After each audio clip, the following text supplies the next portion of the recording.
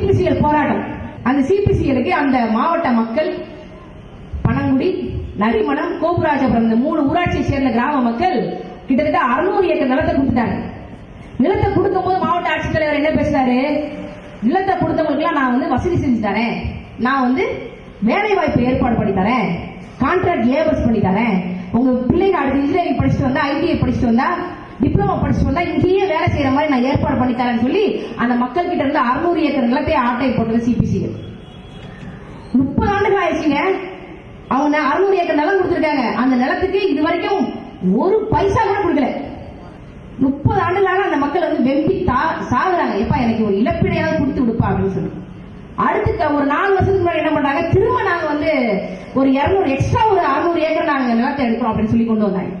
அப்படி எடுக்கும்போது என்ன ஆகுது அப்படின்னா ஒட்டு மொத்தமா 1200 ஏக்கர் ஆகுது. எப்பா ஏற்கனவே 30 வருஷத்துக்கு முன்னாடி வாங்கின 600 ஏக்கருக்கு இன்னும் ஒரு பணத்தை காணும். இப்ப நீங்க எக்ஸ்ட்ரா 600 ஏக்கர் கேக்குறீங்க, முதல்ல அதுக்கு கொடுங்கன்னு சொல்லி அந்த மக்கள் 4 வருஷமா போராட்டம் பண்ணாங்க.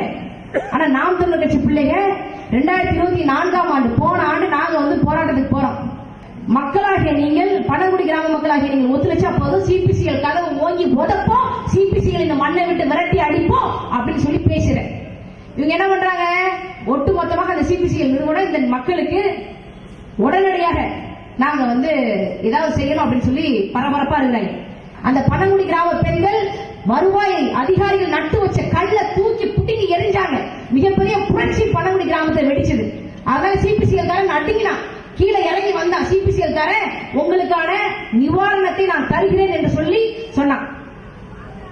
அதை நான் ஆகஸ்ட் 31க்குள்ள தர்றேன் அப்படின்னு சொல்லி இந்த மக்களை நம்ப வச்சான். மக்கள் கிட்ட ஒரு பெரிய எழுச்சியா இருந்தது. இப்ப நம்ம 30 ஆண்டு காலம் பரிதவிக்கிறோம், 4 ஆண்டு காலம் போராட்டம் பண்ணிட்டோம். இப்பயாவது இந்த சிபிசிஎல் நமக்கு இறங்கி பணம் தரப்போகுது, அரசாங்கம் நமக்கு பணம் தரப்போகுது, மாவட்ட ஆட்சித்தலைவரே கையெழுத்து போட்டு கொடுத்துட்டாரு அப்படின்னு சொல்லி மகிழ்ச்சியோட இருந்தாங்க. இந்தந்த பயனாளர்களுக்கு நாங்க காசு கொடுப்போம் அப்படின்னு சொல்லி பத்திரிகையிலேயே செய்தி வெளியாயிடுச்சு. ஆனாலும் இன்னும் பணம் கொடுக்கல. இன்னைக்கு அந்த நாகை மாவட்ட பொறுப்பு அமைச்சராக இருக்கக்கூடிய அண்ணன் அன்பில் மகேஷ் பொய்யாமொழி அவர்கள் பேசுகிறாங்க. மக்கள் போராட்டம் பண்ணிட்டாங்க, காசு சிபிசிஎல் இருக்கு, மாவட்ட ஆட்சித்தலைவர் வச்சு அந்த மக்களுக்கு நிவாரண இழப்பீடு நாங்க கொடுத்துருவோம், ஆனாலும் கடைசியா ஒரு போராட்டம் பண்ணா நல்லா இருக்கும் அப்படின்னு யார் சொல்றா? பள்ளி கல்வித்துறை அமைச்சராக இருக்கக்கூடிய அன்பில் மகேஷ் பொய்யாமொழி சொல்றாரு. நீங்க போராட்டம் பண்ணுங்க, அந்த போராட்டத்துக்கான தலைமையை நான் தான் உங்களுக்கு சொல்லுவேன், அவங்க தலைமையில தான் நீங்க போராட்டம் பண்ணணும், அப்படி போராட்டம் பண்ணா தான் அந்த பணத்தை விடுவிப்பேன்னு சொல்லி பள்ளி கல்வித்துறை அமைச்சராக இருக்கக்கூடிய அன்பில் மகேஷ் பொய்யாமொழி அவர்கள் சொல்றாங்க. அந்த போராட்டத்தை தலைமை ஏற்று நடத்துறாங்க ஒருத்தவங்க. அவங்களுக்கு நாம் தமிழர் கட்சி சார்பாக நான் ஒரு எச்சரிக்கை விடுறேன். நீங்க என்ன சொல்லிருக்கணும்?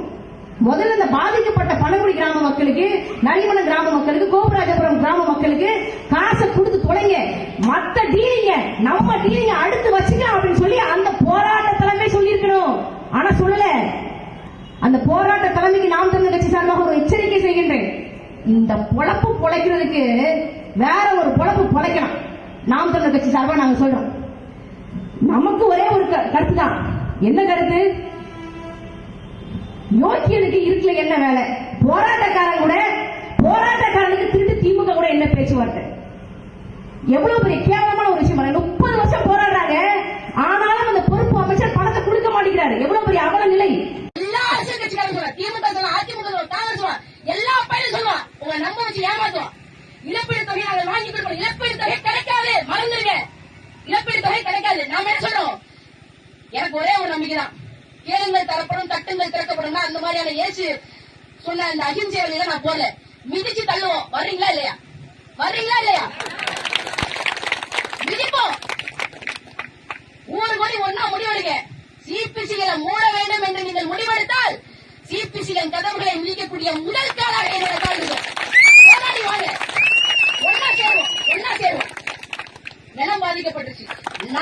நான் இந்த பனங்குடி கிராமத்துல 1000 ஆண்டுகளாக நான் வசிக்கிறேன். அந்த திமிரோட இருங்க.